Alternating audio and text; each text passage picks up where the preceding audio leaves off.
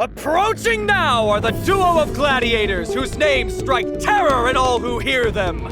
The one, the only Dark Swordmaster, Phainon! Now, why would he say that? Why would Phainon call himself Dark Swordmaster? Surely it's not some foreshadowing that would reveal his secret identity later in the story, right? No, yeah, the story is not subtle at all. Just as it was pretty obvious that Phainon would not get the Strife core flame, the hints to the Flame-Reaver's real identity are all over the place. And since you've clicked on this video, perhaps after noticing the thumbnail, then you know that I, just as many others, think that the Flame-Reaver is Phainon. So now, instead of asking who the Flame-Reaver is, the question becomes how did Phainon become the Flame-Reaver? I did a little digging, and the result might not only answer that question, but also shed some light on the whereabouts of Thanatos, the Death Titan, and the origin of the Flame Chase Journey prophecy itself. If that sounds intriguing to you, then buckle up. I'm about to tell you my most tinfoil-hatty theory just yet. From the get-go, we were told to keep an eye out on the first person that we would meet on Amphoreus. Just before the duo left, March mentioned that in every planet they had visited, the first person they met always harbored their own deep secret. The first person we met in Belobog was Sampo, in Lofu it was Tingyun, and Akron in Penacony. Interestingly, the common secret that these three share is their identity. Sampo is a masked fool, but he introduced himself as a merchant. Tingyun was Fantilia in disguise. The real Tingyun did not meet the crew on the Lofu, but much later on after she was rescued by Runmei. Akron said she was a Galaxy Ranger, hiding her true identity as a self-annihilator so that she could enter the land of Sweet Dream. Now, remember the first person we met as we arrived on Amphoreus? That's right, it was Mem. No, I'm kidding. It was Phainon. It was Phainon, right? Well, technically, it was Mem. We could hear Mem mumbling as they entered Amphoreus right before the train car was struck down. Then, along with Danheng, they followed Mem to where they would eventually meet Phainon. But that's a different rabbit hole that we're not getting into today. For argument's sake, let's say it was Phainon. March did say the first person, and Mem is technically not a person. Yet. Okay, back to the topic. So we met Phainon, and after many battles against Nikador, an audience with Oronix, and many puzzles later, we learned about Phainon's past. The village where he came from, a village called Aedes Elysiae, was swallowed by the Black Tide, and Phainon lost everyone dear to him. The guy who greeted Trailblazer with a smile on his face, the guy whose nickname is Snowy for his all-white outfit, and perhaps also for his bright personality, does in fact have a dark and painful past. Keeping an eye on him now seems even more important. Plus, I had always found it weird that Phainon would choose his own core flame. With certainty, he believed it was the Strife core flame, a core flame that at that point was possessed by the Titan worshipped by the Kremnoans of Castrum Kremnos. Mightymoss, one of the Crisis heirs, is the last prince of Castrum Kremnos. Just like Nikador, who seemed to defy death, Mighty is immortal. If anything, the core flame was more likely to be inherited by him than Phainon. However, Aglaia had her utmost confidence in Phainon. Even if Phainon failed the Strife trial, it only meant his time had not come yet. There will be another waiting for Phainon in the future because unlike other Crisis heirs who had their flaws, Phainon was the perfect vessel for divinity. He's a Crisis heir without flaw, she said. Like, come on, there must be a flaw. And I think the Flame-Reaver, the past that Phainon cannot run away from, might be just that. See, when an unknown character shows up wearing a mask in a story, it is usually a character that has been introduced in the story. The mask is to hide their identity. Take the Winter Soldier, for example, or Spider-Man, or even Sam, who turned out to be Firefly's secret identity. Flame-Reaver hides his identity with a mask too, so he must be someone whose real identity we already know of. We first met the Flame-Reaver after Phainon failed to inherit Nikador's core flame. Based on the conversation with Lord Naius in the past, the group knew that Nikador used to hold back the Black Tide, and it was because of this that Nikador eventually lost their mind and succumbed to madness. Now that Nikador had fallen, Danheng suspected that those suppressed by them would start their counterattack. True enough, the Grove Epiphany, where the Risen Titan's core flame was kept, was enroached by the Black Tide soon after. Castores, Trailblazer, Mem, and Trien, who went there in hopes to discuss the retrieval of the core flame, were met with a quiet and empty place. Nobody was around except for a good-looking ghost or a demon, depending on your preferences, who introduced herself as Calypso. Now, this Calypso was none other than the manifestation of Circe's the Risen Titan in human form. The name Calypso derives from the ancient Greek Calypto, which means to cover, to conceal, or to hide. And she was concealing something, her true identity. She told the group that she had to hide her identity because she didn't know if the group were actually good people or in fact bad people who came to steal her core flame. Also, if you choose what is your true identity as the question to ask her after clearing her first trial, she would say that she's the leader of the 7 sages. In a scroll found in the grove, it is said that the seat of head sage will be reserved for the sacred tree and the Risen themselves. So, technically, Calypso already revealed her identity there, but I digress.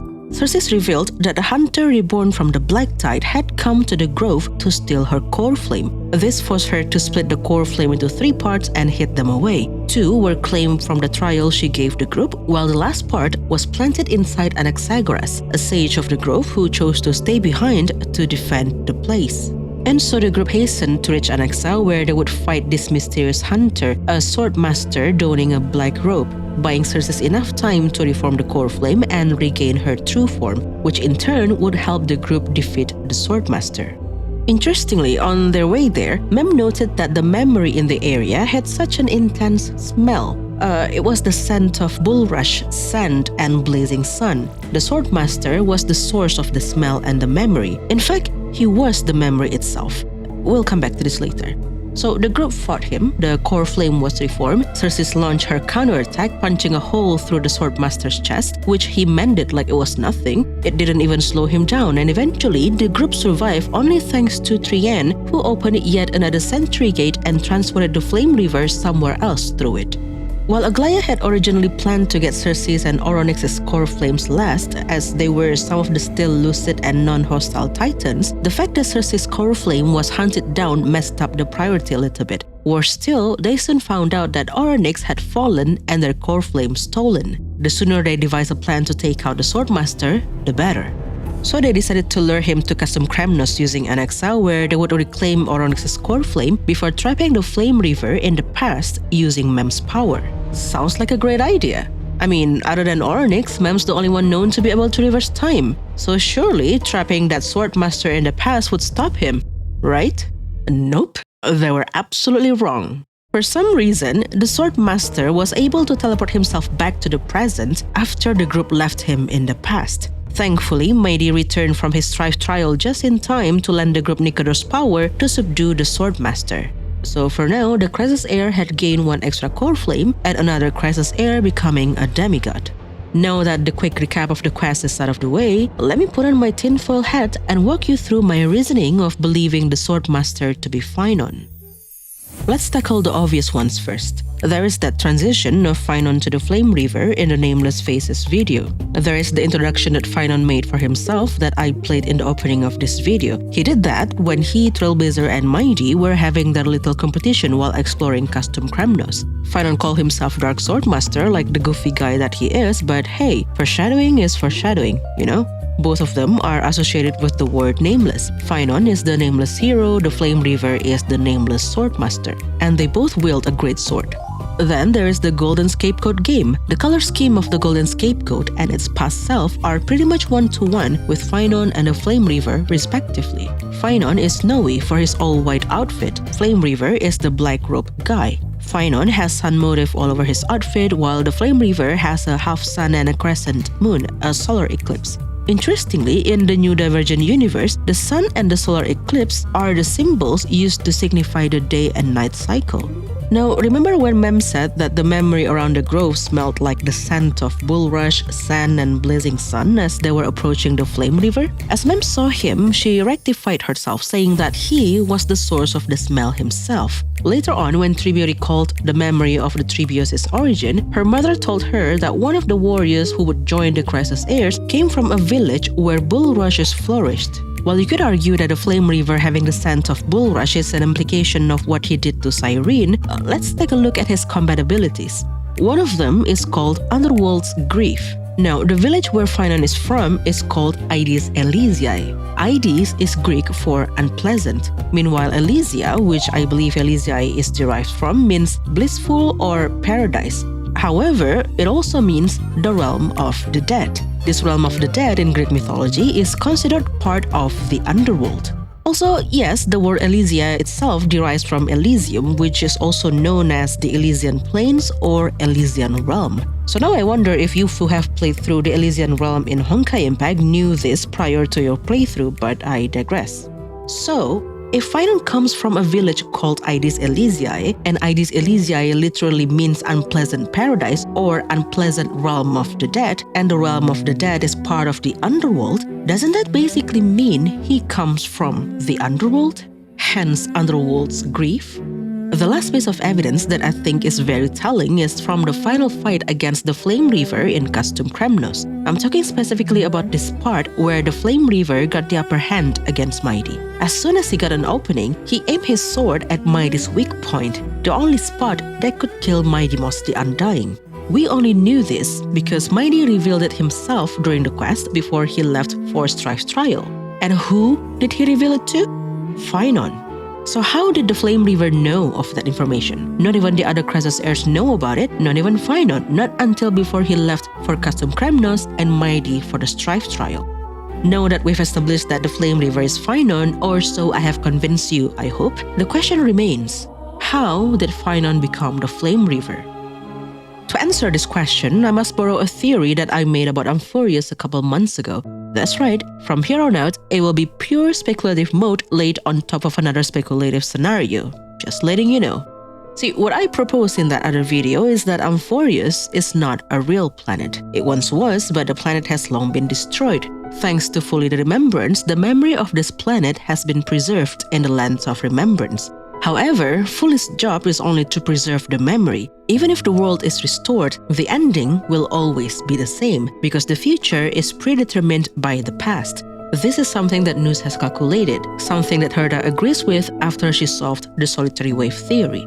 So despite its restoration by the Remembrance, Amphoreus will always head towards destruction because that is the planet's predetermined future as calculated by erudition. This is why these are the 2 out of the 3 paths existing in Amphoreus, keeping the fate of the world feathered, as Black Swan would call it. Some parts of the Golden Scapegoat readable support this theory. In Part 5, Section 12, for example, it says, "The hour hand greets the minute's hand's 13th return, just as it did the first time. The sinner cannot tell the beginning and end apart, just as it did the first time. It all has happened before." Just as the Hanu adventure told the story of Hanunu's rebellion in Penacony, this book might just be the clue to the history of Amphoreus. Now, somewhere towards the end of 3.1 Quest, we heard Aglaia and Tribi talking about a secret that they had not shared with the rest of the Chrysos heirs. All shall bid farewell to one, and that person alone will witness the miracle. Combining this with what Tribio said about Phainon in the first Dawn of Destiny PV, some will become utterly alone. We can deduce that Phainon will be that one person all of them will bid farewell to. So far, we know that Tribios is destined to wither on foreign land. One by one, her shadowed self will die. Aglaia knows that she will die while taking a bath. Not the worst way to go, not gonna lie. And Mighty will meet his end with a wound in his back, most likely at that one weak spot that could kill him. I wager the other demigods who have taken the other 4 core flames have known theirs as well. But what they don't know is that their end will come before the miracles of Genesis could happen. That is the secret that Aglaia and Tribi are keeping from them. In the end, I believe Phainon will be the only one left, thus becoming utterly alone. I mean, we have this one shot of Phainon looking at the 12 constellations, all of them lit up, meaning all the core flames have been returned, but he is all by himself. And since Amphoreus is stuck on a loop, it means that this has happened to them before. If the ending is always the same, many Phainons have been left alone at the end of the loop before he realized that the planet is beyond saving and the loop resets. The hour hand greets the minute's hand's 13th return, just as it did the first time. The sinner cannot tell the beginning and end apart. The Flame-Reaver comes from one of the previous loops, not one in the future because the Golden Scapegoat's shadow is specifically called its past self. And this talk about being stuck in a loop and a version of a character escaping the loop is reminding me of a movie called Triangle. It's a 2009 psychological horror movie which I highly recommend, so if you haven't watched it and don't want to be spoiled, skip to this timestamp of the video. For those who have or couldn't care less about spoilers, the protagonist of that movie is punished to live out the same scenario over and over again because she cheated death. After a storm left her stranded in the ocean with her friends, she boarded a ship named Triangle where a masked person went on a killing spree. All of her friends were killed and she survived by herself after she killed the killer. Then the strangest thing happened.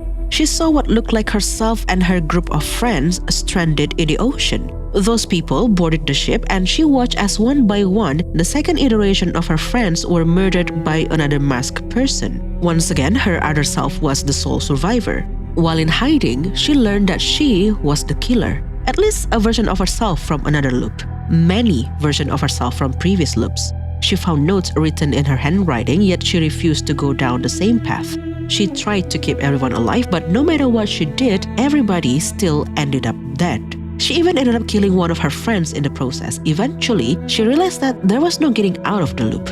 This shifted her mindset. Her desire to come back home reignited. She basically locked in and became the ruthless version of herself that she had encountered on the ship, the second masked person. This protagonist is basically Phainon, or the Flame-Reaver at least. Perhaps he did not survive just one iteration of Amphoreus, but many of them, before he realized that there was no way to alter the bad ending, thus turning him to the dark side. Cyrene, who was allegedly murdered by the Flame-Reaver, was that one friend that got killed in the Flame-Reaver's attempt to keep everyone alive. The movie itself took inspiration from the story of Sisyphus, a character in Greek myth known for his eternal punishment of rolling a boulder up a hill only to watch it roll back down before he could reach the top. He was punished because he cheated Thanatos, who had come to chain him in the underworld by the order of Zeus. He tricked Thanatos that the personification of death itself ended up in the chains instead. Now that Thanatos was bound, no one died on Earth.